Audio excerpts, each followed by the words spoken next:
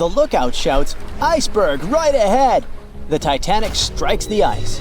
Water starts flooding in. Third-class passengers are locked up. There aren't enough lifeboats for everyone. Panic sets in. Violins are playing. The ship sinks. Well, we all know the story of the movie Titanic like the back of our hand by now. But what if I told you that Hollywood lied to us? To tell the real story of what happened that freezing night in 1912, we need to rewind a bit. The lookout shouts, "Iceberg right ahead!" Yep, that part was true. Just before 11:40 at night, Frederick Fleet noticed something darker than the sea directly ahead. As the ship got closer, he realized it was an iceberg. The engines were quickly reversed and the ship turned sharply. Instead of hitting it head-on, Titanic scraped along the side of the berg, sprinkling ice on the forward deck. If you remember, in the movie, Jack and Rose are having a romantic moment when they feel the ship shudder after hitting the iceberg. Everything shakes as if they were in the middle of a light earthquake. Some real-life passengers reported feeling something similar after the impact, but according to Titanic survivor Frank Prentice, it wasn't exactly like that. He said there was no impact as such, and it all felt more like slamming on your car brakes. The ship stopped, and that was that. Some people even slept right through the collision, confirming that there wasn't such an abrupt impact. Mr. Prentice, curious about what had happened, left his cabin and went out to the deck. When he got there, all he could see was a little ice on the surface, not the towering iceberg that Jack and Rose saw. But as we all know by now, the real damage happened below the waterline, where the iceberg had a jagged spur that slashed a 300-foot gash in Titanic's hull. Once the crew realized how severe the damage was, they immediately began sending distress calls to nearby ships, asking for help. At some point in the movie, the radio operator goes to the captain and says there is only one ship nearby, the RMS Carpathia, which later ends up rescuing many passengers. But in real life, there were more ships around. It's believed that the SS Californian was only about 23 miles away. This ship might have actually seen the Titanic sinking, or at the very least, seen its rockets exploding high in the sky. Yet, for reasons we will never fully understand, they didn't try to help. Let's get back to the story. Now, people need to get off the ship. At 12:45, lifeboat number 7 was the first to be lowered. Just like in the movie, women and children were told to go first. But in reality, some women were hesitant and even refused to get into the lifeboats. Mr. Prentice said this happened mainly for two reasons. First, these lifeboats were high and passengers were terrified of the 70-foot drop from the deck to the ocean below. And second, most women didn't believe the Titanic would actually sink. It was called unsinkable after all. So the idea of getting into a lifeboat seemed pointless at the time. This mindset probably explains why Eloise Smith, a first-class passenger, recalled that there was no panic or chaos at first. Other survivors backed this up, saying that no women or kids were crying. But one thing that was indeed concerning, at least for the crew, was the possibility that the lifeboats might buckle under too much weight. This is one of the theories why the first few lifeboats left carrying only a fraction of their full capacity. Like lifeboat number 7, which only carried 27 people in it, even though it could hold up to 65. In total, Titanic had 20 lifeboats, which could carry about half of the 2,200 people on board that night. But that didn't happen. And now we know the passengers had no idea there weren't enough for everyone. As women were calmly getting into the first lifeboats, musicians headed up to the deck. Their only goal was to play and keep the passengers calm. That's a pretty well-known fact. But the real story is that some survivors said they never saw or heard the band. No violinists whatsoever.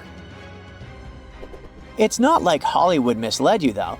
The musicians did play for over 2 hours after the ship had hit the iceberg. So maybe these passengers were just too panicked to notice the songs, or the musicians started playing later than we think. Now, it's time to talk about the terrible treatment that third-class passengers received. The movie portrayed the crew as cruel, locking the less fortunate below deck like animals, giving them no chance to reach the lifeboats and save their lives.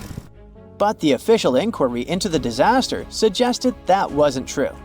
I mean, yes, fewer third-class passengers survived compared to those in first and second class, but there were other factors at play.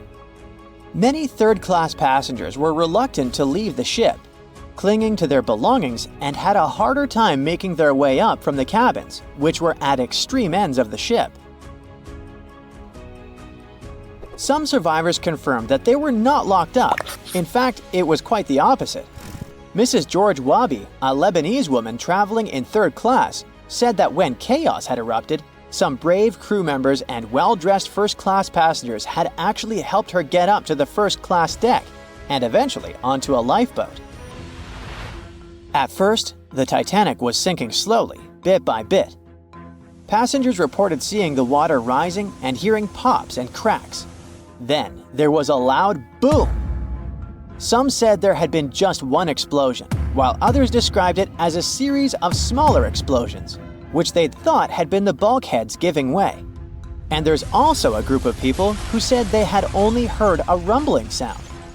So not everyone agreed on the sound they had heard, but one thing is a fact. By 2:18 in the morning, the lights on Titanic went out, and the ship plunged into complete darkness. As the bow continued sinking, the stern rose out of the water, putting immense pressure on the middle of the ship. This caused the Titanic to break in two. In James Cameron's movie, this moment is pretty dramatic, with the ship sinking almost straight down into the water. But in reality, the break probably happened at a much lower angle, likely just below the waterline. Even so, it tilted enough that people couldn't stay on their feet and started sliding into the water. One interesting thing is that it wasn't until the wreckage was found in 1985 that it was finally confirmed the Titanic had broken apart. Up until then, survivors had given conflicting stories. At least 8 survivors claimed they had seen the ship split. Emily Ryerson, a first-class passenger, described it as if the Titanic had been sliced in half with a knife. But there was also a small number of witnesses that insisted Titanic had gone down intact. At the time, this theory was more accepted because most people still didn't believe that the supposedly indestructible ship could break in half. So why the conflicting reports? Okay, so what you don't see in the movies, for obvious reasons, is how incredibly dark it was when the tragedy happened. It was like being in a room with no light, where you can only make out shapes and shadows. That's what it was like on the lifeboats. This means passengers couldn't really see what was happening, and most of those who were close to the ship either lost their lives or were too focused on trying to survive to pay attention to the details of the wreck. Although James Cameron's film didn't fully capture how terrifyingly dark the disaster truly was, the 2012 TV series Titanic did a better job of showing the pitch-black horror of that night. Even then, the reality was much darker and more terrifying than either of these two productions could portray. The unsinkable Titanic didn't go down peacefully, which made finding its final resting place all the more difficult. The world-famous RMS Titanic sank in 1912, but was only discovered in 1985 on a secret mission. Although people back in the early 1900s had the approximate location of where the Titanic was, they didn't have the right technology to find it. As it went under, the ship sent several CQD signals, standing for Come Quickly, Distress, to a nearby ship named Carpathia. Come at once, we have struck a berg. It's a CQD, old man, were some of the final words transmitted from the Marconi wireless on the ship. These Morse code messages were also what made the first research missions to the wreck possible. RMS Carpathia found the lifeboats filled with Titanic survivors, but the world also desperately wanted to see what became of the famous liner. Fast forward to 1953. That's when the first serious attempt to find the Titanic wreck happened. A man named Risdon Beasley tried using a loud eruptive device to locate the ship. It sounds weird, but there's science to back it up. When dynamite goes off, the waves from the detonation hit the bottom of the ocean floor. With the help of sonars, scientists would be able to locate if there was anything solid at the bottom of the ocean. But Beasley had no luck. Another 20 years would pass before oceanographer Robert Ballard would make his attempt to locate the Titanic. Ballard had a bit more luck than Beasley. Over the previous years, underwater technology had gotten more funding and so worked much better. He tried it the first time in 1977. Ballard partnered with the Woods Hole Oceanographic Institution on a mission to map the ocean floor. While the institute hired him to test out their new mapping technology, Ballard's intention was to go a little further and find the Titanic wreck. In the middle of this new technological ship, there was a hole that allowed for a long pipe to be extended into the water just above the ocean floor. Attached to the end of this pipe, Ballard installed a pod with sonars and cameras. They thought they were in for something big, and so they took the ship to sea to run some tests. That's when, on a trial run, adversity struck.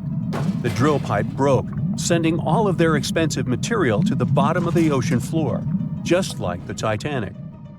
When Ballard failed, another important character came into the story, a man named Jack Grimm, an eccentric oil tycoon. Grimm had become famous for trying to find things such as Noah's Ark, the Loch Ness Monster, and Bigfoot. He also tried to prove the hollow Earth theory that says that the interior of Earth is entirely hollow and hosts underground cities and nations. His search consisted of trying to find a large hole on the North Pole and thus venturing inside the hollow Earth. After his attempts failed, he set his eyes on the jewel liner that had sunk, the RMS Titanic. Grimm had the money, but he didn't have the know-how. So, as a billionaire, he made a big donation to Columbia University and asked in return to use some of their equipment. He hired a team of highly qualified scientists to help operate the machinery. Here's where it gets a little strange. Jack Grimm was a believer in folklore and non-conventional ways of doing things. So he brought a monkey on board and surprised the research team. This monkey, called Titan, was believed to point to a map and locate lost things. In this case, the Titanic. The scientists went crazy when the monkey appeared and told Grimm it was either them or the monkey.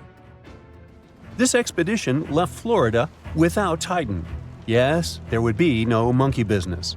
They set the course to the exact location of Titanic's last distress signal. They arrived, examined every inch of the ocean floor, but still found nothing. Grimm's first expedition lasted 3 weeks, but unfortunately, they found absolutely nothing. They tried a particularly good search method known as mowing the lawn, where they mimic such movements to map every inch of a larger area around Titanic's distress coordinates. The reasons for failure were important defects in the equipment and terrible weather. That's when that prior searcher of the lost Titanic came back into the picture, Robert Ballard. He didn't have the millions Jack Grimm had, but he had one thing going for him. The marine geologist was working closely with the U.S. Navy to locate 2 nuclear submarines which had sunk in the 1960s. Ballard himself says he was living 2 lives, one as a researcher and the other as a Navy intelligence officer. The deal was simple. He'd have a green light to search for the Titanic after he found the 2 missing submarines. To find Thresher and Scorpion, he used an unmanned submarine vehicle called Argo. Argo was like a little snow sled. It was attached to a bigger ship that sailed above the water. Argo was connected to the ship by a long cable, and it was piloted by a team on board. The sled had sonars and cameras that provided real-time imaging of the ocean floor, so it was a real advancement on other attempts. After much thinking, he had a eureka moment. He supposed the force of the wreck should have left a comet trail that led back to the ship. While searching for the Titanic, most people had tried to find the ship itself. But until then, it had been trying to find a needle in a haystack. That's why Ballard's logic was so brilliant. He needed to invert the order. He had another obstacle on his hands: time. He could only look for the ship after finding the lost subs, and by the time that happened, he had 12 days left. He teamed up with another scientist, and they applied the mowing the lawn method to map the ocean bed. Another important piece of information that most researchers left out was that there was a sea current moving south on the day of the disaster. This meant that the debris field should be south of the distress signal coordinates. To save time and resources, he would do a quick reconnaissance of the ocean floor, spacing lines more than 3 miles apart to look for debris fields. He also relied more on the camera visuals than on the sonar signals. His team took turns piloting Argo and watching the video. Days rolled by, with nothing but the empty ocean floor showing up, until the rocks they were used to seeing started to look like man-made debris. Suddenly, there it was, the Titanic's boiler. Ballard was right. The debris field would take them back to the ship. After 73 years of searching, they had finally found the Titanic wreck.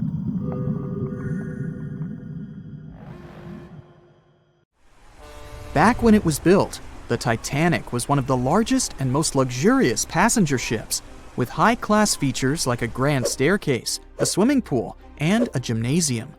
People thought it to be unsinkable because of its advanced safety devices. Its tragic sinking on its maiden voyage in 1912 proved it wasn't at all the case. It wasn't until 1985 that the Titanic's wreck was finally rediscovered using state-of-the-art sonar technology. Ever since, thousands of items have been recovered from the Titanic, many of them being put on display or sold for auction. Things like jewelry, a life jacket, a menu from the ship's restaurant, or even a sample square of carpet from the first-class stateroom have all baffled the public and told stories of the many on-board people. Scientists have even tried to come up with strategies to get the Titanic back up, not because they want to put it up for display, but so it can be properly studied, and more importantly, to stop it from getting more and more damaged at the bottom of the ocean. Some have suggested filling the wreck with ping pong balls to make it float, while others even considered injecting it with 198,000 tons of Vaseline. Another creative solution was proposed, the idea of using a giant claw or scoop to lift the Titanic. Nobody came up with this device.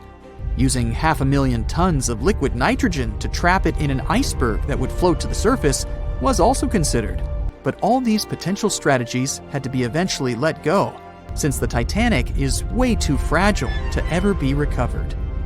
As the Titanic's iconic bow railings are in danger of collapsing, metal-eating bacteria continue to chew away at the ocean liner's wreckage. An undersea exploration company plans to gather data about the ship's deterioration in annual expeditions. They hope this will help them learn more about the Titanic, and also more about the ecosystem that shipwrecks create. The over 100-year-old ocean liner is also being damaged by deep-sea currents daily. Some experts predict that the ship could disappear in a few decades due to holes in its hull. The deck that passengers crowded on as the ship sank has caved in.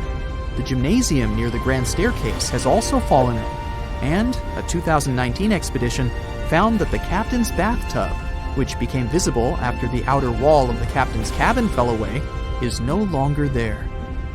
Those annual expeditions also gather data about the creatures living at the site, including crabs and corals. Surprisingly, many species have only been seen there at the Titanic wreck, so scientists are curious to find out more about them. The most famous out of all these creatures is the Halomonas titanicae. It's a bacteria, and it was discovered on the wreckage of the Titanic.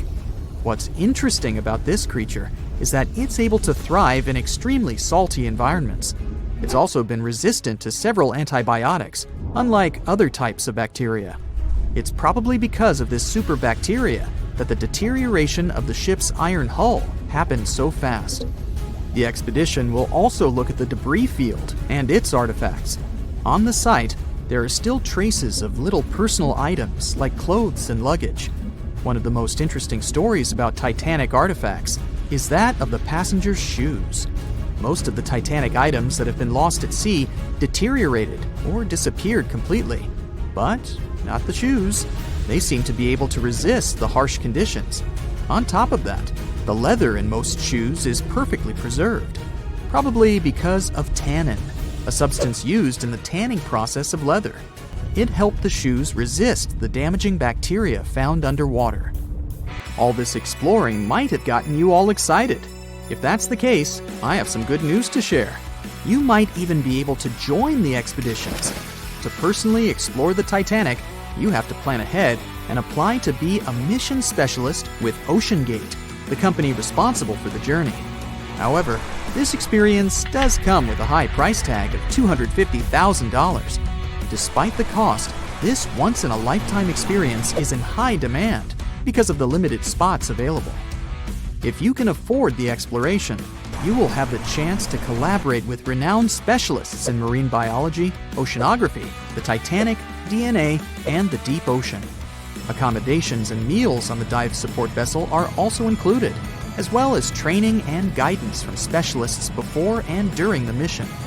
Lastly, you don't even need to bring your own gear, as the expedition equipment is included as well. Sure, ships have evolved and modernized over the years, and these days we have technology that is way better than that available on the Titanic. But this ship remains an amazing piece of history because of its many unusual features, like the fact that the Titanic's whistle was loud enough to be heard over 11 miles away, or the fact that the ship's hull was painted with a special mixture of red lead and linseed oil, which was believed to be effective in preventing the growth of seaweed and other marine organisms. However, despite popular belief, the ship's iconic fourth smokestack was not functional and was only used for ventilation and aesthetics. Probably one of its biggest flaws was its number of lifeboats. Despite its size and luxury, the Titanic only had 20 lifeboats on board, which were not enough to save all of its passengers and crew once it hit the iceberg. The Titanic may be the most famous shipwreck, but it's not the only one. The fleet of Kublai Khan tells a similar story. This one was a large naval force commissioned by the Mongol ruler Kublai Khan in the 13th century. The fleet was intended to travel to Japan and establish the Mongols as powerful rulers in the region. However, in 1281, the fleet was supposedly caught in bad weather and was seriously damaged, with many ships being destroyed. Legend has it that the fleet was torn down by a massive typhoon that came to be known as the kamikaze, or divine wind. This strong storm was believed to have been sent by the higher spirits to protect Japan from the Mongols. The truth about its disappearance remains a mystery to this day. However, the wreckage of the fleet, or parts of it, appears to have been discovered in the 1980s by Asian archaeologists. They dug across the site and studied the remains of the ships at a location near Imari Bay. The shipwreck is, to this day, considered to be an important archaeological discovery. That's because it informed us how well prepared the Mongols were back in the day in terms of their ships. Another tragic story is that of the RMS Empress of Ireland. This was a British passenger ship that operated until May of 1914.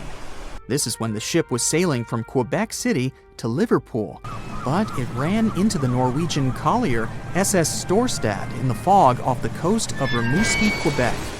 The collision caused a large hole in the side of the Empress of Ireland, and the ship began to quickly take on water and sink. The crew and passengers were caught off guard, and many were unable to evacuate in time. In total, 1,012 people were lost in the disaster, making it one of the worst maritime collisions in Canadian history. Rescue efforts were hampered by poor visibility and the fact that many of the lifeboats were damaged or unusable. Only 465 people survived the sinking, and many of them were rescued by the Storstad, which had remained in the area despite its damage. The sinking of the Empress of Ireland was a national tragedy in Canada, and it led to changes in maritime safety regulations and the establishment of a Coast Guard. The ship still lies at the bottom of the St. Lawrence River, where it has become a popular dive site for enthusiasts.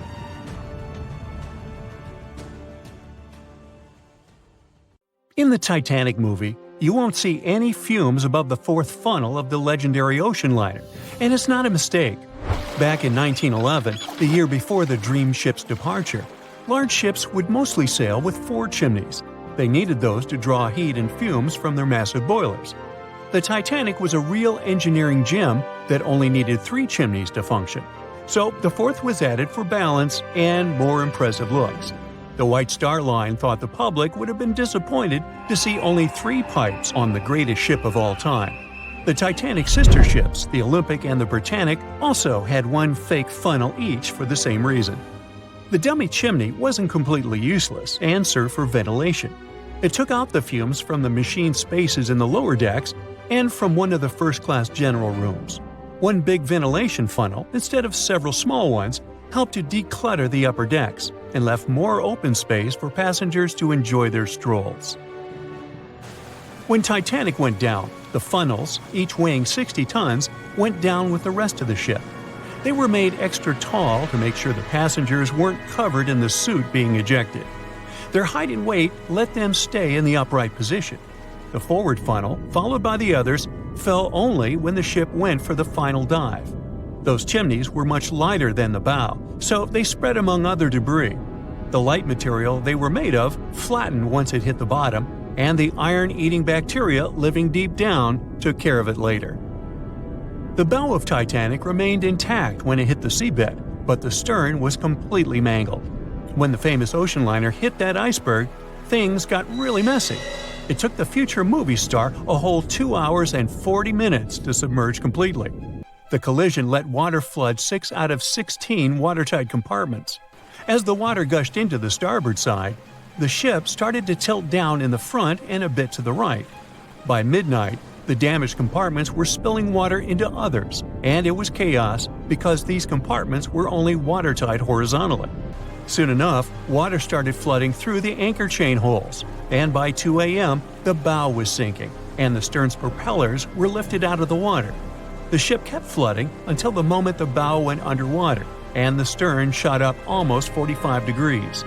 The weight of those massive propellers stressed the ship's midsection. The steel just couldn't handle it and failed. Survivors described that moment as some loud noise, like breaking china or falling gear. That was the Titanic's upper structure giving in. By 12 past 2 a.m., the bow and stern were only connected by the inner bottom structure. Minutes later, the bow, weighing almost 16,000 tons, broke loose from the stern. The stern rose sharply to an almost vertical position and started sinking slowly. By 2:20, it disappeared underwater. The bow was cruising down at about 13 miles per hour and had hit the ocean floor almost a half an hour before the stern. The 2 parts of the Titanic now lie 2,000 feet apart, pointing in different directions. The bow remained mostly intact, just covered in mud. The stern turned into a tangled wreck because of the implosions it went through during the descent. The air trapped within the structure just couldn't handle the increasing pressure of the water deep down. Signal rockets played a big part in the Titanic's tragedy. When a ship goes down, you're supposed to shoot up red flares to signal trouble. But someone decided to stock Titanic with white lights instead of the usual red ones. So when the ship smacked into that iceberg, the crew fired off white flares. The SS Californian was passing nearby, and his captain knew the Titanic was in a dangerous iceberg zone. The crew didn't spot the sinking Titanic, but they sure saw those white rockets. The radio between the ships was useless because the Californian's operator switched it off. The captain had a gut feeling something was off, so he flashed a Morse code light signal at Titanic. But he received no reply because the Titanic had already gone underwater. There was another ship, Samson, sailing alongside the Titanic. It had plenty of illegally hunted frozen seal meat from Canadian waters abroad, so it was sailing with lights off to remain unnoticed. When they saw the Titanic's white rockets, they thought it was the Coast Guard and zoomed away. Samson didn't have a radio, so they couldn't find out about the ongoing disaster. The crew got the news about Titanic only when they got to the coast of Iceland the following month. There have been many theories to explain the Titanic tragedy, and one of the recent ones says that there was a fire involved. An Irish journalist went full detective for decades, digging into the mystery and stumbled upon a game changer. He came across a photo album that had been hiding from the public for a century after the tragedy. In the pictures, taken at the Harland and Wolff shipyard in Belfast, Northern Ireland, just over a week before the liner sailed, you can clearly see a massive 30-foot black spot on the ship's hull. Maloney researched the photos and eyewitness testimony from the time and claimed that a fire spontaneously broke out inside of one of Titanic's enormous coal bunkers. It was raging for a whole 3 weeks and messed with the metal, critically weakening a crucial segment of the ship's hull. Back then, most ships had just one hull, so it was the only skin the Titanic had. That's why the iceberg managed to punch a hole through the ship so easily. If it hadn't been for the fire, the Titanic might have shrugged off that iceberg collision. The company operating the liner knew about the fire, but they decided to conceal that fact. They didn't want any negative stories in the press as they faced some serious competition in transatlantic voyages. The Titanic was sold out, so they stocked up on coal and made it sail. The moon might have also played a role in the sinking. Our satellite heavily affects tides on the Earth. The closer it is to our planet, the stronger the tides are because of the increasing gravity of the moon. Back in 1912, the moon was so close it made several glaciers in Greenland break apart. Massive chunks of ice that broke off from the glaciers started floating south. The supermoon event came just 6 minutes after a spring tide.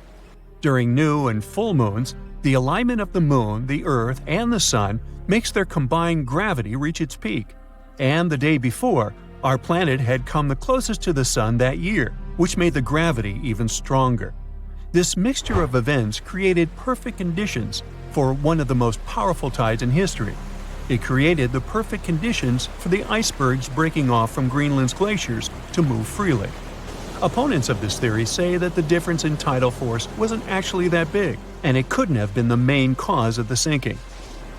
The iceberg tore down the side of the ship, leaving a huge opening in the hull.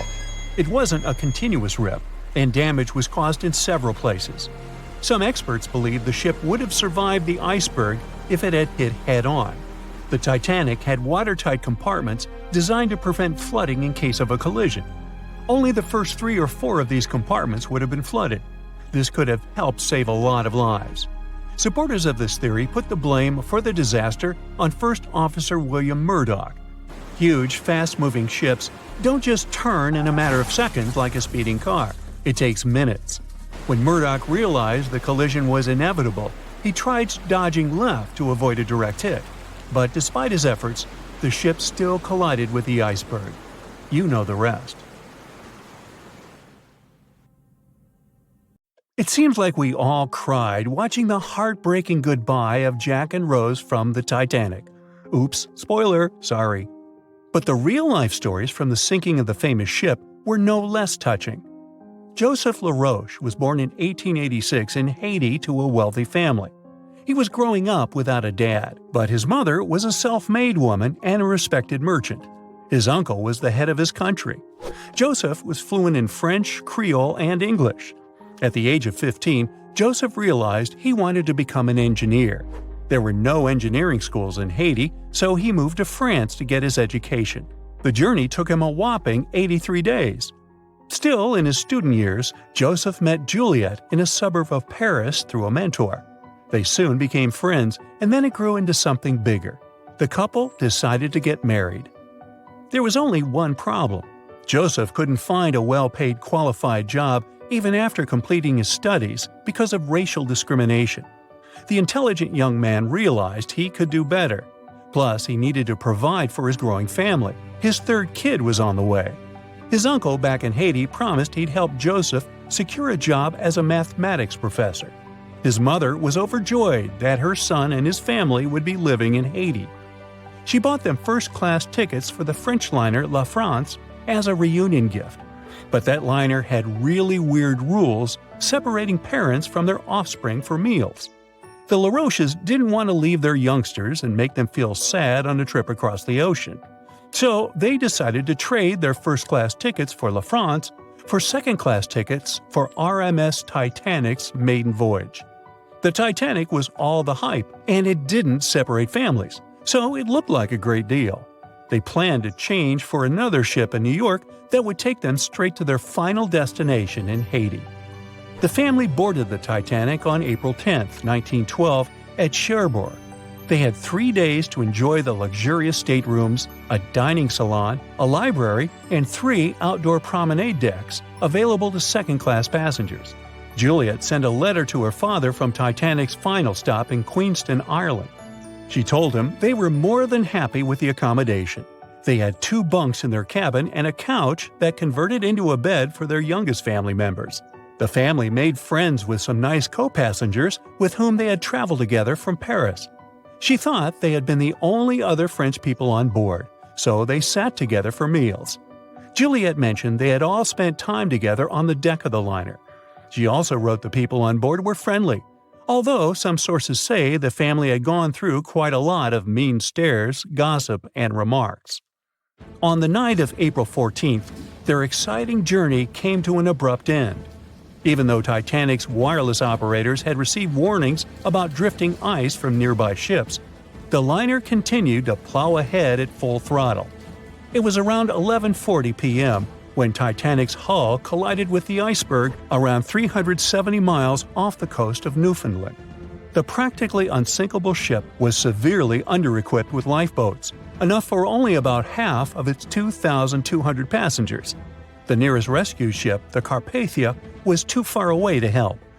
A steward woke up the LaRoche family and took them to the lifeboats, as Juliet remembered later. She couldn't speak any English, so everything that was going on seemed even scarier to her. A little after midnight, the crew received the order to give priority to women and children when boarding the lifeboats. Juliet later remembered a terrible panic had begun, as people had been pushing each other to get to the desired seat. At some point, she felt they had pulled away her older daughter and thrown her into the abyss. A moment later, she had joined her Simone in the same emptiness.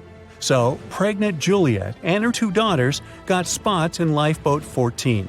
But they had to say goodbye to Joseph as the boat was being lowered into the sea. He wrapped his coat around Juliet, saying she'd need it, and promised to get in another lifeboat and see her and the little ones again in New York. The 25-year-old Joseph LaRoche didn't manage to stay true to his word.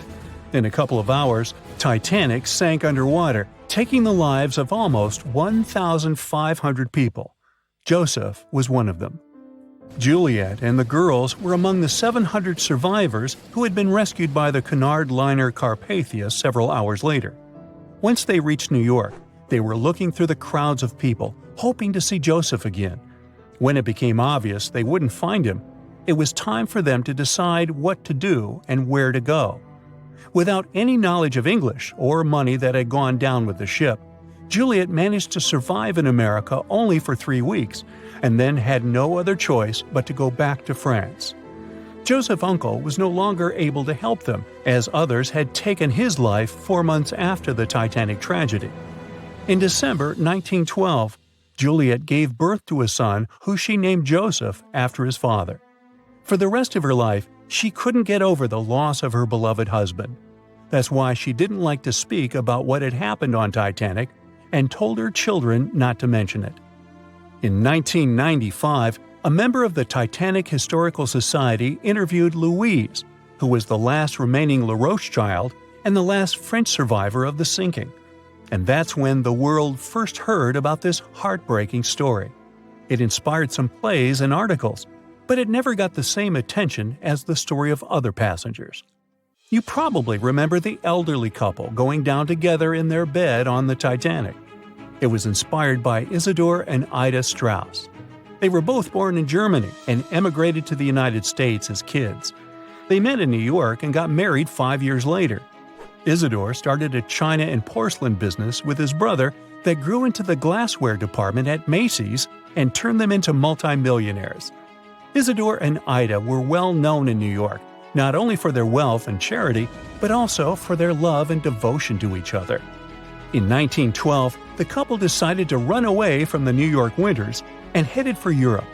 By that time, they'd already been married for 40 years. In early April, it was time for them to sail back home to New York. They normally traveled on huge German liners, but at that time, they couldn't resist the hype of everyone talking about that new luxury liner, the RMS Titanic. That's how they ended up in one of the first-class private suites at the top of the ship. The Straus couple spent their evenings dining in front of a live orchestra in a hall filled with fancy furniture and expensive wooden paneling. On the night of April 14th, they felt a slight tremor and then left their private suite and waited for instructions from the crew. They told the passengers not to lose their passes, as they'd need them when everyone got back on board. But the ship was going under. The Straus couple were standing next to Lifeboat 8. Mr. Straus, who was 67 at the time, was offered a seat with his wife because of his age. He refused it, saying he was not too old to sacrifice himself for a woman. He wanted to wait and make sure no women and kids were left behind. Ellen Bird, Ida's maid, hesitated before getting on the lifeboat, but Ida told her to go. She took the easy decision not to leave her husband on the sinking ship. Ida took off her beautiful mink coat and handed it to her shivering maid, saying she wouldn't be needing it anymore. Isidore didn't manage to convince her to save herself, so they stayed together till the end. Some of the surviving first-class passengers later remembered they had seen the couple standing peacefully on the deck, holding hands, just waiting. It was 11:39 at night when the Titanic's lookout shouted, "Iceberg, right ahead!" Swift action on the bridge to reduce speed and change the ship's course didn't help, and you already know how the story ends. Since then, we've regarded what happened to Titanic as a once-in-a-lifetime event. Is it though? The Titanic sank in 1912. Forget about fancy GPSs or weather satellites. At the time, ships were responsible for warning each other about the location of icebergs, like a "hey man, trust me on this" situation. Then the Titanic disaster happened. To call it a disaster is an understatement, so specialists felt the need to form an organization to avoid this kind of accident happening again. That's why, a year later, they created the International Ice Patrol, or IIP for short. Up to this day, this group has been responsible for giving ships advanced warnings about ice threats. IIP improved their methods over the years, from ship reports and aircraft patrols to satellite images. Recently, they've also been using oceanographic buoys, floating devices providing real-time information about ocean conditions up to 164 feet below the surface to predict the potential drift of icebergs. Luckily, IIP is doing an excellent job in reducing ship iceberg collisions. But don't get too comfortable, because even the most advanced detection equipment can't entirely avoid an unfortunate situation. Between 1980 and 2005, there were 57 incidents involving vessels and icebergs. And the chilling truth is that today's ships are more likely to run into an iceberg than the Titanic was. Studies have shown that 1,038 icebergs crossed the area where the Titanic sank back in 1912. You might think that's a lot, but scientists say it's not really a big deal. I mean, yeah, it's on the higher side, but there have been 14 years with even more iceberg activity since then. Nowadays, the number of icebergs is going up due to the accelerated melting of Greenland's glaciers. And since more ships are heading into polar waters, the chances of ships bumping into icebergs are higher. But the real danger for captains is invisible enemies, called growlers and bergy bits. Growlers are these small icebergs that can be the size of a regular door. And bergy bits are also considered small, measuring around the size of a school bus.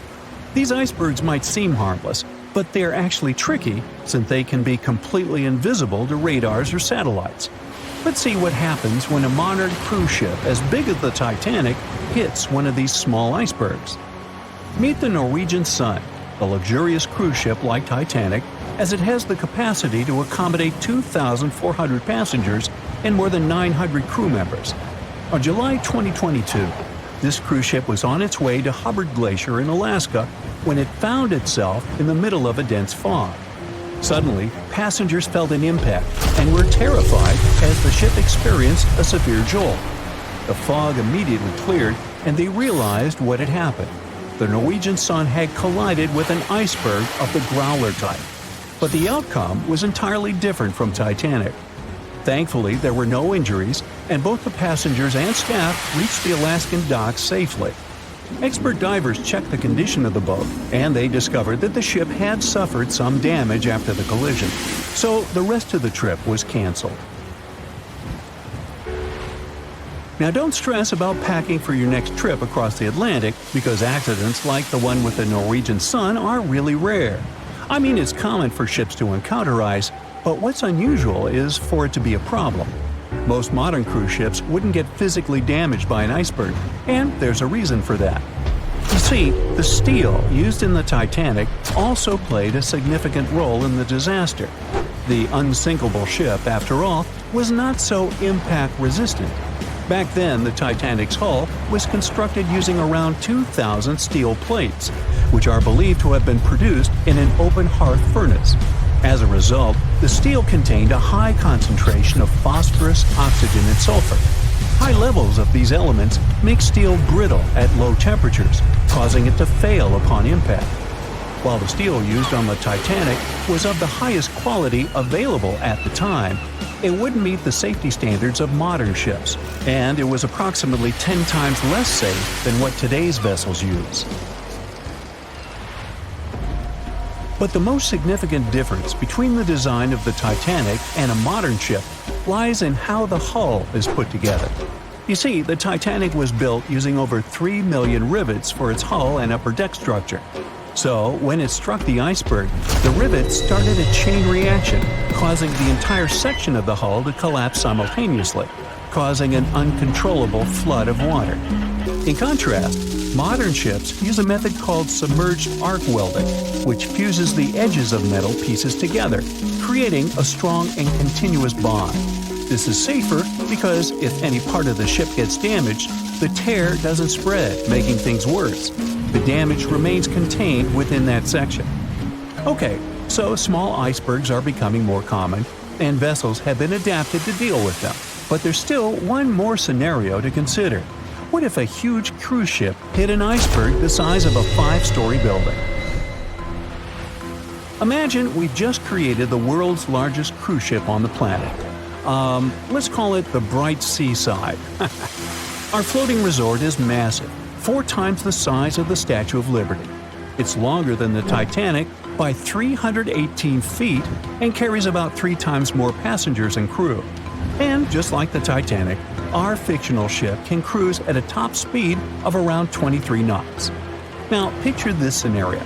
The Bright Seaside is cruising at full speed in freezing waters. It's the middle of the night, and the captain doesn't realize that all the iceberg detecting equipment on board isn't functioning. It stopped working 3 days ago. It's very foggy out there, and the lookout also fails to spot a 45-foot tall iceberg. If that whole situation played out, and the ship smacked into the iceberg head-on, well, it could potentially lead to a sinking. But you can see how unlikely that is, right? That's why experts are quite confident in saying that ice isn't likely to sink modern cruise ships. It's also worth mentioning that safety measures have improved a lot since Titanic. A modern large vessel can take days to sink, which provides enough time to keep everyone safe. Crews are definitely better prepared to handle evacuation procedures, and passengers should also go through safety training before cruising. I know, it is annoying to do that when all you want to do is drink a lemonade or some other beverage by the pool. But, all these safety tips are what saved the MS Explorer from becoming a modern Titanic. You see, back in 2007, all 154 people on board this Antarctic cruise ship managed to get into lifeboats after the ship hit an iceberg. Now, imagine their panic as they waited for help for 4 hours. The crew did an excellent job in keeping everybody safe, no doubt. But a report that came out 2 years later said that the MS Explorer accident had happened because of the inexperience of the captain, who had pushed the ship too fast into a wall of ice in the freezing waters of Antarctica. That means that no matter how much tech a ship's got or how fancy its materials are, if you've got a careless captain and a crew that doesn't know how to handle an iceberg hit, yep, a disaster similar to Titanic could happen again. But hey, you shouldn't stress over it. Trust the professionals and keep in mind the odds. In the last 30 years, the MS Explorer was the only cruise ship that sank thanks to an iceberg, and everyone survived.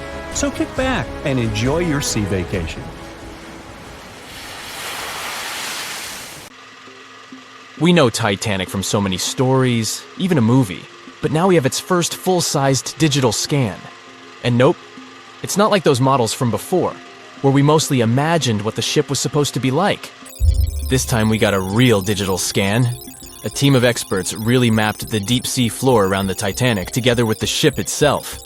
We basically got a 3D view of the entire wreck, which is like going deep down beneath the ocean's surface and seeing Titanic as if all the water has been drained away.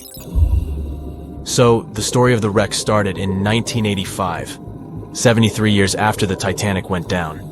The explorer named Robert Ballard stumbled upon it somewhere between two submarines that also went down in that area. He was actually on a different task back then, so he didn't even have time to explore the ship properly. But as he was searching for the submarines, he realized how ocean currents affect sinking debris.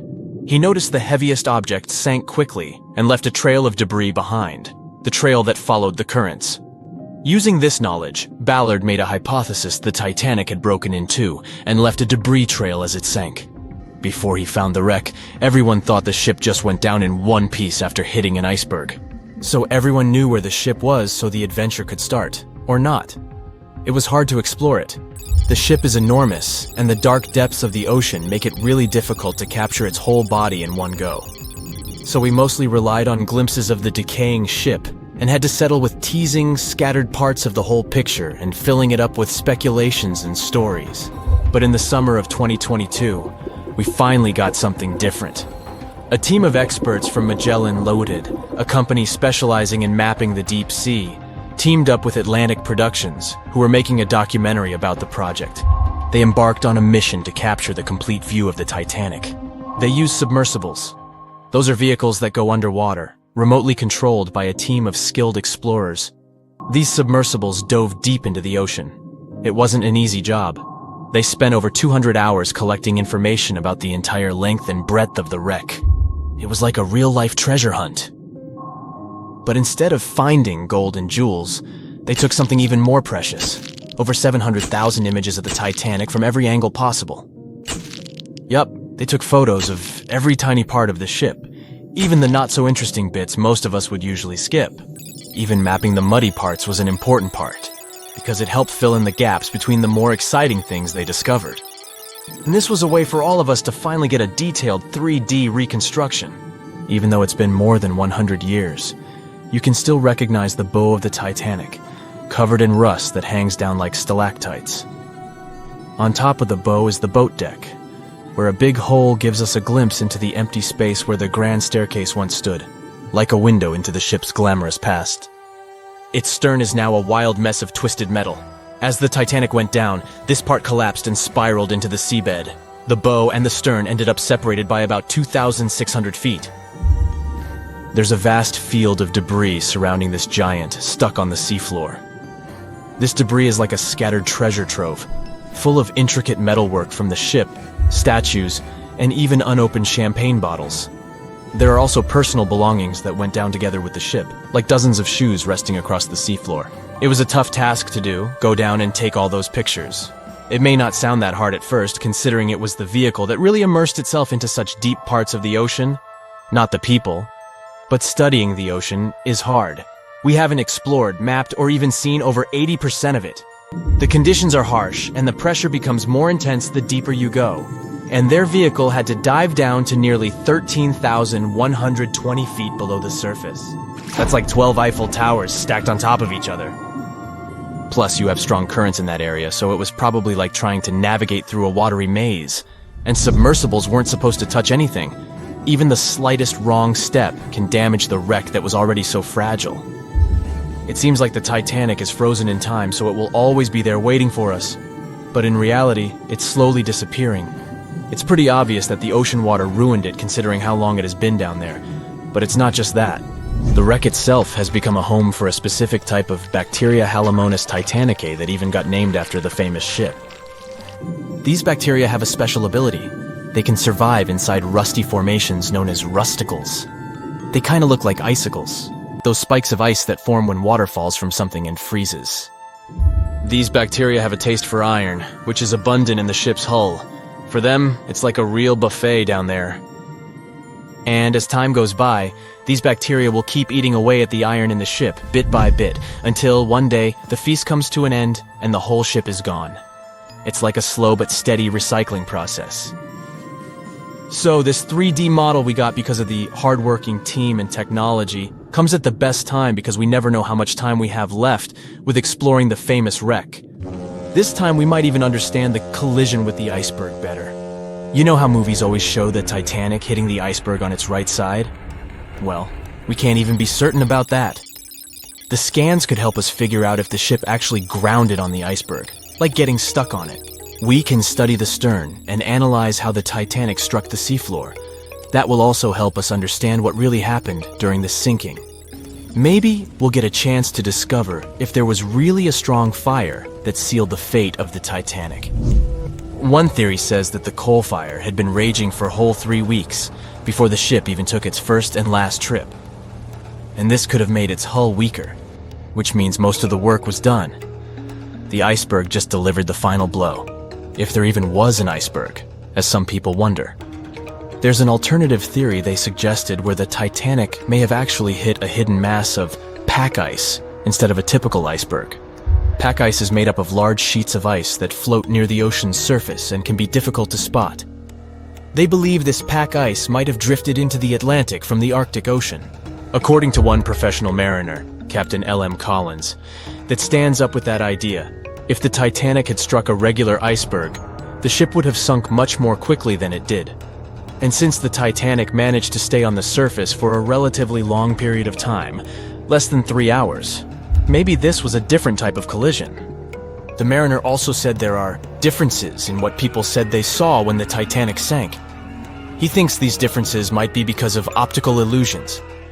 In this case, when people were looking at the ocean that night, the way the light was reflecting and the conditions at sea might have made things appear closer or distorted. So when they saw something in the water, it might not have been exactly what they thought it was. Whether it was an iceberg or something else. Binoculars might have helped the crew members to spot the potential danger, but unfortunately, they didn't have any. It appears they were locked inside a cabinet, and no one knew where the key was. Bet you never heard this story about the Titanic. So, this massive luxury ocean liner was heading out of Southampton on its first voyage to New York with over 2,000 passengers and crew on board. I'll spare you the details for now. You know how it all went down. Since there were a lot of things that went wrong during its short lifespan, some couldn't help but wonder, was it really bad luck? Or was there some mysterious force behind the ruckus? Well, for starters, right as it was leaving the harbor, the Titanic nearly crashed into another ship, called the SS New York. How did that happen? Well, 6 tugboats had to pull the massive Titanic into the river to begin its journey. Captain Smith was in charge, but let's be honest, he probably needed a few more cups of coffee before making any big decisions. So, as the Titanic was speeding along, minding her own business, she passed the New York and the Oceanic ships. The Titanic decided to make a left turn, but the suction was just too much for the poor New York. She started to drift off towards the Titanic. The Oceanic was leaning so much, her gangplank smacked into the water like a belly flop in the pool. Thankfully, the captain of one of the tugboats was there to save the day. He used his trusty megaphone to call the Vulcan to the port side of the Titanic to pick up some crew members. He then noticed the New York in trouble and acted quickly, throwing a line to slow her down. The Titanic's captain was probably scratching his head, wondering how to handle these big ships like the Titanic. That's because he'd only recently experienced sailing on larger ships. Close one, right? Well, it was just part of the story. As it turns out, the huge list of misfortunes might have started even earlier. Another theory suggests that during the ship's construction days in Northern Ireland, a fire broke out in the coal bunkers. Talk about a rocky start. If this information is correct, then the ship's hull may have been affected by the incident before it even set sail.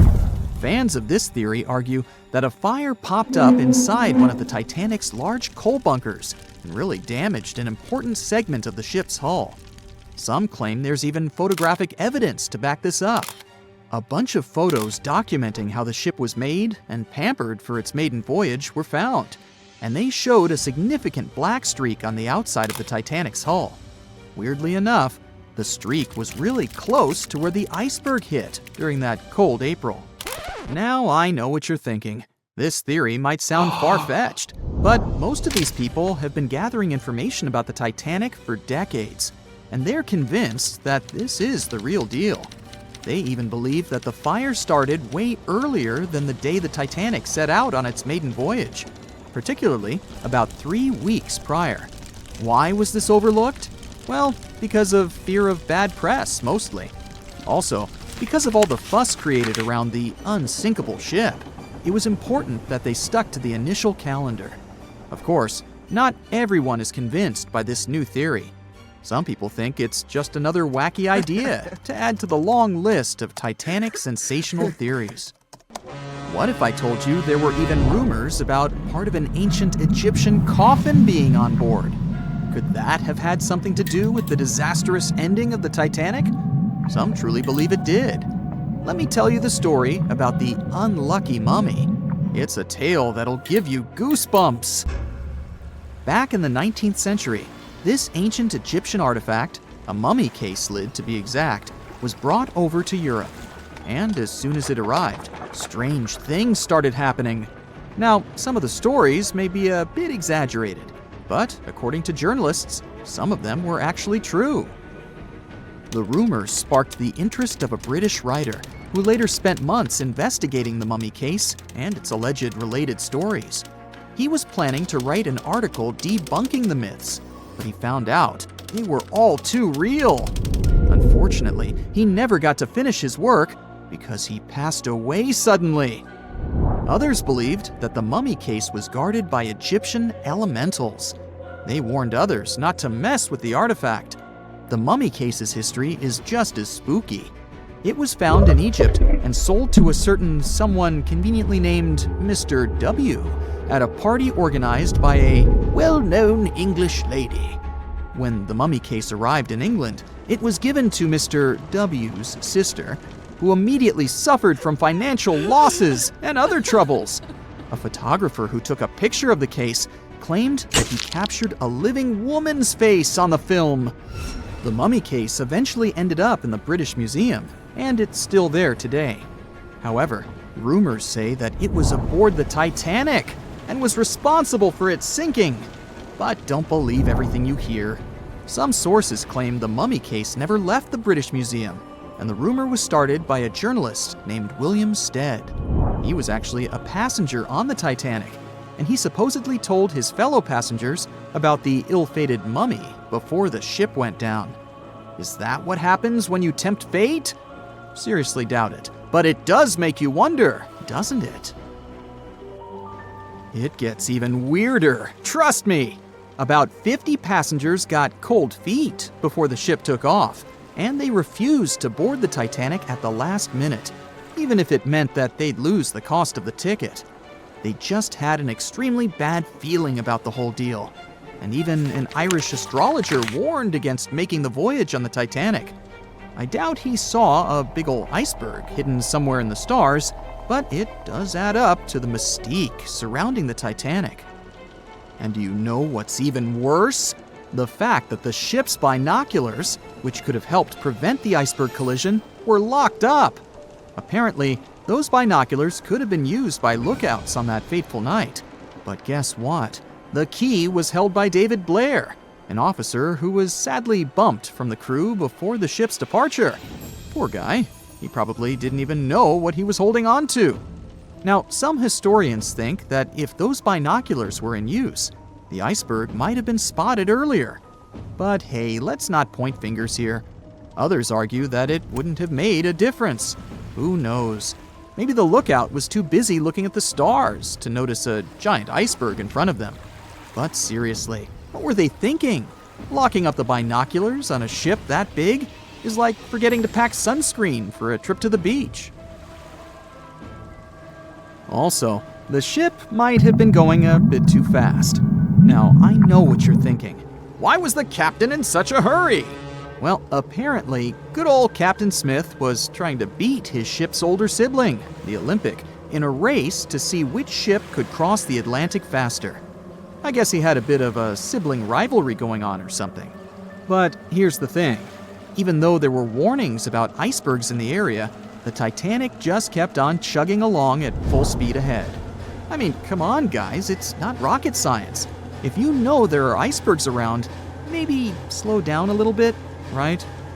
And then, close to midnight on April 14th, 1912, the Titanic hit that iceberg and sank in the North Atlantic. It also famously had a mere 16 lifeboats and 4 collapsible dinghies on board. No wonder it ended up being one of the worst maritime disasters in modern history.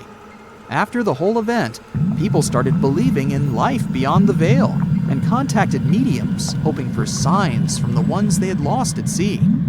Can't say I blame them, though there's no verified story of someone managing to contact a Titanic passenger from the beyond, though. Everyone knows the story of the Titanic, but not many people know that Titanic had 2 sister ships, and that on the night of its sinking, one of them was rushing to help but didn't make it in time. Bad luck seemed to follow the trio of ships, but each one of them had glorious moments that live in the minds of those who sailed in them. Keep on watching to discover a story of awe, ingenuity, and ill fate. And don't forget to click the subscribe button and turn notifications on to join us on the bright side of life. You know how the iceberg hit the Titanic, how the band played to the end, and how the whole tragedy unfolded, but before it happened, it would have seemed an impossibility for such a ship to meet the end it did. None of that could have been foreseen by White Star Line, the company who built the Titanic, who had high hopes for what the unsinkable ship and its sister ships, the Britannic and the Olympic, would accomplish. The Olympic was the first of the trio to make sail on June 11, 1911, heading towards New York. The sheer size of it would wow the crowds. The Olympic's maiden voyage went without incident, and a crowd of 8,000 people in New York got to explore its luxurious accommodations while it was docked there. There were high expectations for the massive ship, but just around 2 months later, the Olympic crashed with the HMS Hawke. The Hawke got the brunt of the damage, as the bow was left flat as a pancake. After the crash, the Olympic made its way slowly back to Belfast, where the Titanic was being constructed. On the dock, people could see the 2 enormous ships side by side, as parts of the Titanic were used to put the Olympic back in shape. A rare sight to behold.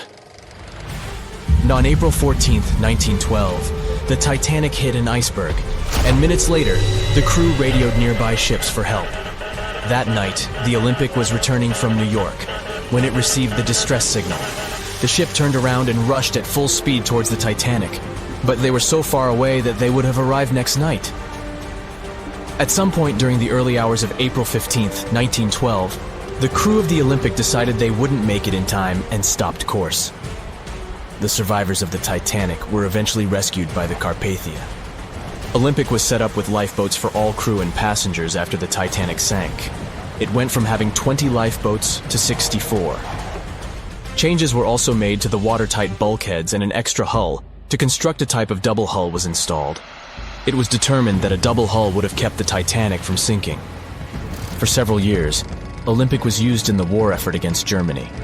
Throughout the years, Olympic carried over 200,000 passengers, which included thousands of Americans fleeing from Europe and troops battling during World War I.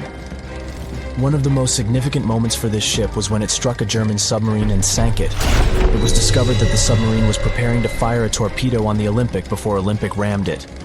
The Olympic ended up sailing the seas for 3 decades, which earned her the nickname of the Old Reliable, despite some previous accidents.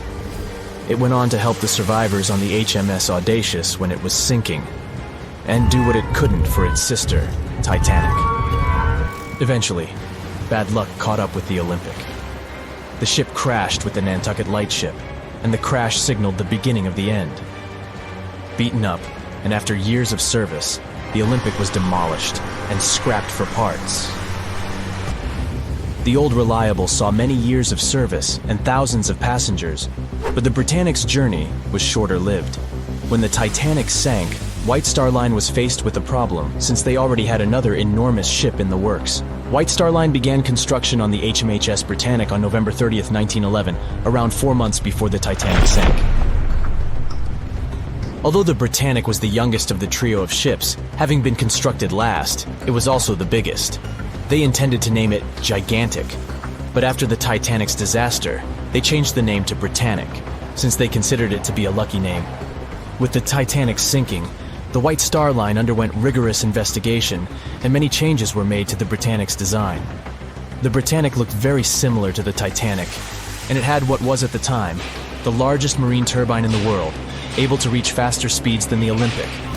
With Titanic's fate fresh in their minds, everything possible was done to ensure the safety of this newer ship.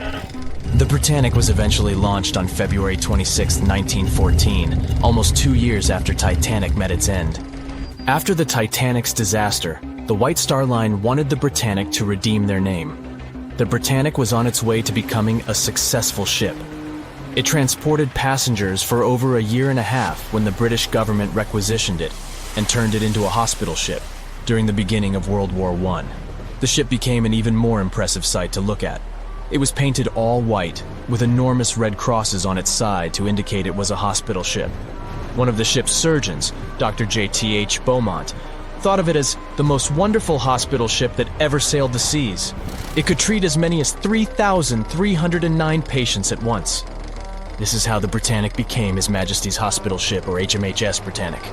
Though the sight of this magnificent ship must have put a smile on a wounded soldier's face or two, the Britannic didn't operate for long. Just a year after it was turned into a hospital ship, the Britannic was making its way through the Aegean Sea to pick up wounded soldiers, when it was struck by a loud explosion. The passengers didn't know what had happened, but headed to the deck to disembark. It is unclear what hit the Britannic, but the general consensus is that it was struck by a mine left by a German U-boat, though some still believe a torpedo hit it. The captain tried to move the ship to a beach close by, but the ship was sinking fast. In the desperation, against the captain's orders, several crew members launched lifeboats and disembarked. But since the ship was moving and the propellers working, the lifeboats were sucked and destroyed by the propellers. Though so much effort had gone in to ensure the Britannic was safer than the Titanic, whatever explosion occurred left the Britannic in the same dire condition as the Titanic in just 10 minutes. In a cruel twist of fate, it also sank in the ocean. Unlike Titanic's enormous death toll, only 30 people perished in the sinking of the Britannic, and over 1,000 survived. So many people survived because the accident happened in the morning, when the temperature of the water was warmer and the Greek island Kea was close by to offer help. In the end, the Britannic only sailed the seas for over 2.5 years. The bad luck that followed the Titanic and the Britannic and the accidents and demise of the Olympic was remarkable. But what was most impressive is that there was a woman who sailed on all 3 ships and survived. Violet Jessop was a crew member and nurse aboard the ships. She was there when the Olympic collided with the HMS Hawk in 1911 and disembarked safely. 2 years later, she escaped the sinking of the Titanic in lifeboat number 16, and she showed some women it was safe to board the lifeboats. You'd imagine that would be enough to keep her from ever getting on a boat again, but not for her. A few years later, she served as a nurse in the Britannic while it was used as a hospital ship.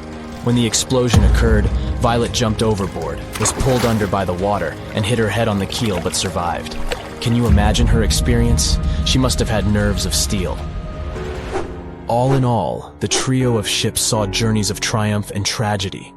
Ill fate might have followed them, but all the survivors were left with incredible stories to tell. So tell us, Brightsiders, would you have liked to have seen any of these ships in real life? Let us know in the comments section. Don't forget to give this video a like, share it with your friends, and click subscribe to stay on the bright side. The cause of the Titanic crash was an iceberg, or so we've always been told. But new research has come to light that debunks this theory. On April 15, 1915, Titanic, the biggest ship of its time, completely disappeared under the ice-cold surface of the Atlantic Ocean. It's hard to believe that such a massive and expensive creation could be destroyed by one simple iceberg, right? Well, recent findings suggest that the real cause of the disaster was a fire, not an iceberg.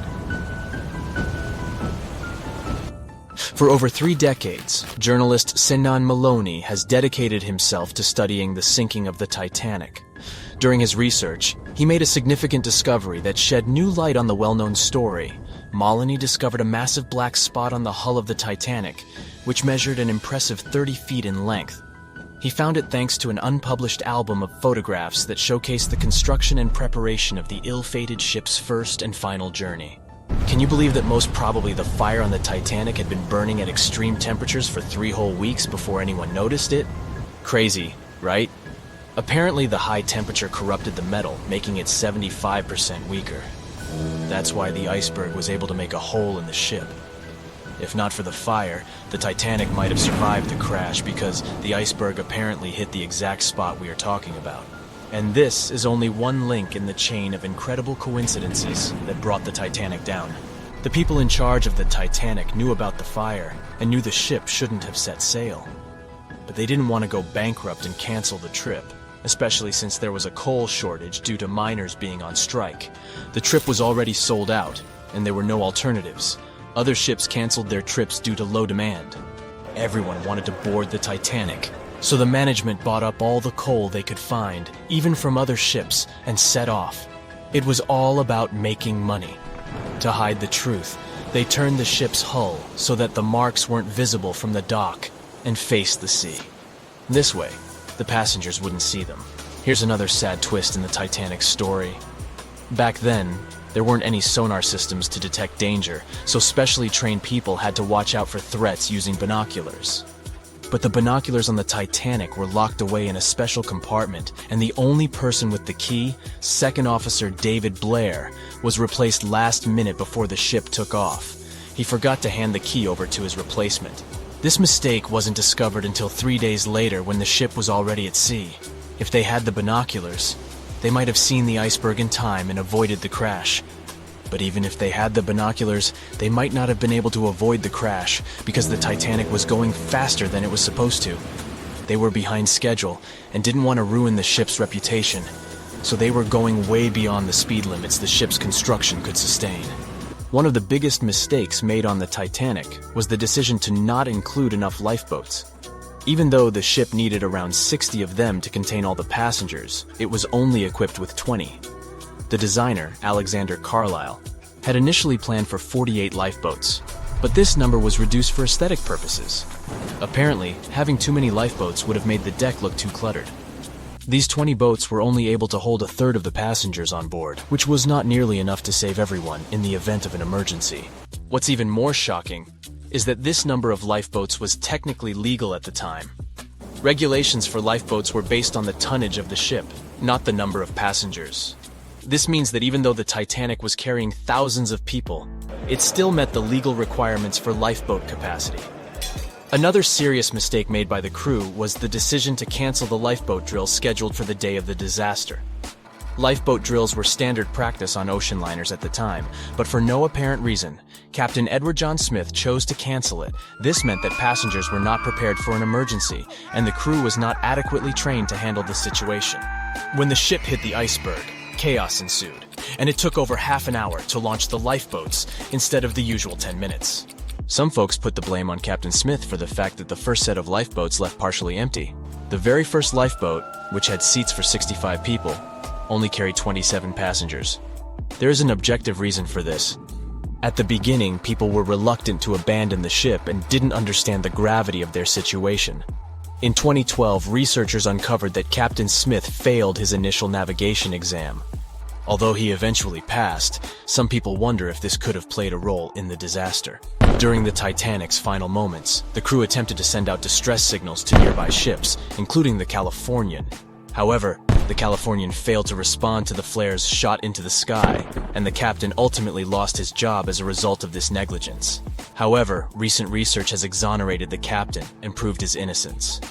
It turns out that light refraction, caused by layers of cold air below warmer air, created mirages that distorted the signals from the Titanic. This phenomenon had been observed by other ships sailing in the area and is now believed to be the reason why the lookouts on the Titanic missed the iceberg completely. Historian Tim Malton supports this theory and has further contributed to our understanding of this event. It's unfortunate that the captain of the Californian lost his job due to circumstances beyond his control, but it's better late than never that his reputation is cleared. Whatever the reason for Titanic's crash was, it still keeps the minds of scientists busy to this day. But let's see what the buzz was all about. What made the Titanic so famous and unique? The Titanic was massive, standing at 175 feet tall and nearly 900 feet long. The ship was so enormous that even the officers took over 2 weeks to memorize all the decks and passageways. You could be walking miles along its corridors.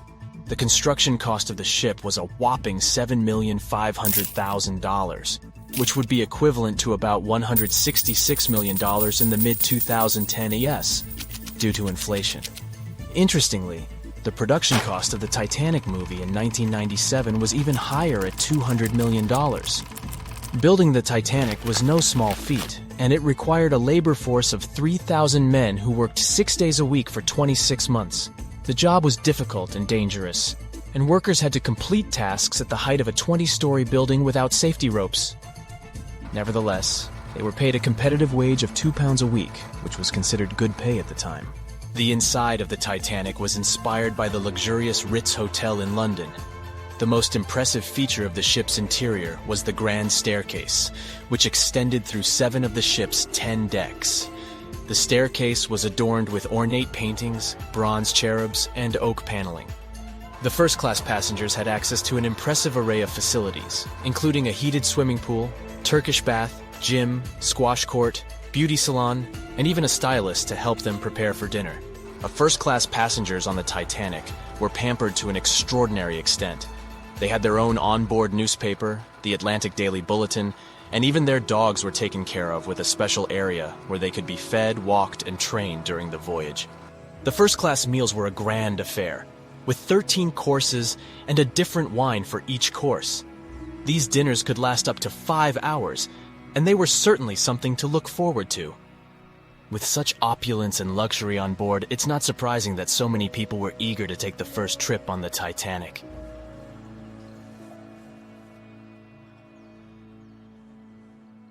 "I'll never let go, Jack. I'll never let go," said Rose. Then she did let go, and the whole movie theater burst into tears. It happened when Titanic came out in 1997. Alright, who am I kidding? It's really hard not to cry when you watch this scene for the 10th, 20th, and 50th time almost 30 years later. But did this great love story happen in real life? Or did James Cameron just invent it for some good drama? As much as I don't want to disappoint you, Jack and Rose never fell in love on board the real Titanic. There was a real Jay Dawson on the luxurious ocean liner, but he was a crew member, and his full name was Joseph. The real-life inspiration for Rose was the American artist Beatrice Wood. James Cameron came across her biography while he was working on the first draft of the script and decided to bring her love for art and family background into the story. It doesn't mean that the movie is completely off when it comes to historical accuracy, though. The unsinkable ship that sank departed from Southampton, England to New York and was 400 miles south of Newfoundland on April 14th when crew members noticed the iceberg. The contact with it lasted 37 seconds, precisely as long as the corresponding scene in the movie. Remember this guy, Thomas Andrews, who was wandering around with a small notebook and pencil? He was the real ship designer. Andrews was quite talented at what he did and had worked on many successful projects before the Titanic. He would normally travel on the ships he designed during the maiden voyage to make sure everything was going smoothly. He boarded the Titanic as one of the first-class passengers and was taking notes all the time. After the unfortunate rendezvous with an iceberg, Andrews was seen inspecting the flooded parts of the ship with Captain Smith. According to his sad forecast, the Titanic would have gone down in about 2 hours. One of the stewards claimed that he had seen Thomas Andrews moments before the sinking. He chose not to leave the Titanic and didn't put on his lifebelt. No one had seen him ever since. Another memorable moment from the movie is a boy playing on one of the decks with his spinning top. This was an accurate recreation of a real photo that was taken on board the Titanic on April 11, 1912. The passengers in the photo are first-class passengers Frederick Spedden and his 6-year-old son Douglas. The family was going back home to America after traveling around Algeria. When the evacuation of passengers began, Speddon's nurse told him they were going to see the stars.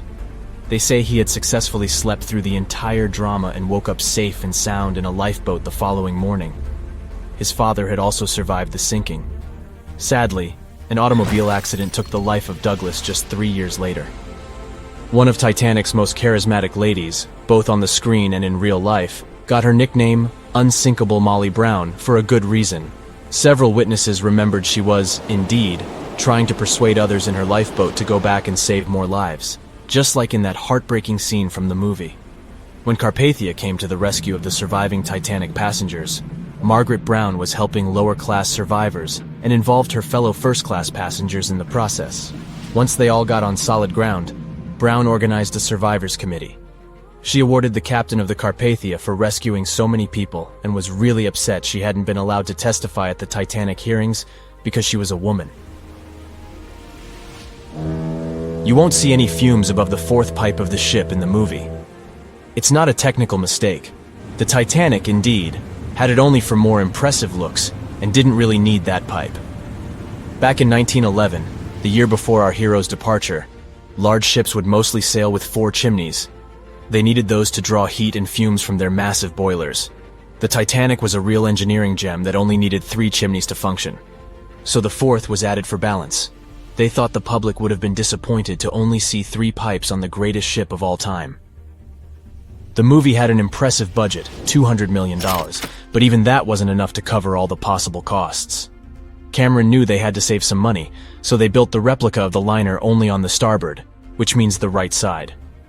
They chose this side to make things look more realistic. The wind at the filming location was moving mostly from north to south, so with the fumes going out, it looked like the liner was actually moving through the ocean. But if you remember one of the first scenes with the Titanic departing from Southampton and people waving, you'll understand why the crew had a problem with it. The real ship was docked at the port, or left side, there. They found a brilliant solution and just flipped the scene horizontally to make it look real. The letters and buttons on costumes were reversed, and actors walked in the opposite direction for everything to be changed in post-production. One of the scenes I can't watch without tears is the elderly couple holding on to each other as they go down with the Titanic. The couple who inspired this heartbreaking episode were real people, some of the richest passengers of the not-so-unsinkable ship. They were Isidore and Ida Straus, and they owned Macy's. When news of the disaster spread, they put on life jackets and ran to the decks along with others. Ida stepped onto the lifeboat, but Isidore refused to do so before all the ladies and little ones were there. Ida didn't want to leave her husband. She climbed out of the lifeboat and handed her mink coat to her maid, saying she would no longer need it. Isidore wrapped his arms around Ida, and they remained on the bridge of the ship until a huge wave swept them both into the sea. So the bed scene wasn't that accurate, and James Cameron later admitted he had taken some license as a director. You know this guy who was drinking from a flask next to the main characters as the ship was going down? His name was Charles Jugan from England, and he was in charge of 10 bakers, 2 confectioners, and a Vienna baker aboard. He was expecting to earn a real lump sum, and would have been one of the best-paid crew members if everything had gone well. The night the iceberg hit, Johan was off duty, taking a rest in his bunk. He immediately woke up and sent his bakers to deliver bread to lifeboats. He then returned to his room for a drink. Once he came back on the deck, he helped others get in his assigned lifeboat. There was no more room for Charles inside, so he ended up on the outside of the rails of the ship. Finally, when the Titanic submerged, he just swam away, and as the sun rose again, he found one of the lifeboats and was rescued by Carpathia. The contents of the flask must have helped him survive. The well-dressed man who decided to stay on the Titanic forever was American businessman Benjamin Guggenheim. That last name probably sounds familiar, and yes, he was from that famous family. Guggenheim was traveling with his valet, his significant other, a singer from France called Leontine, her maid, and their chauffeur. They all boarded the Titanic in France during one of the short stops it made after leaving Southampton. When disaster struck, Benjamin was helping the ladies get in their lifeboat. He reportedly said they were only saying goodbye till the next day. He was sure the ship would be quickly repaired. After helping many women and youngsters get in the boats, Guggenheim chose not to fight over the remaining seats. He and his valet returned from the decks to their first-class suite and put on their finest suits to go down like gentlemen.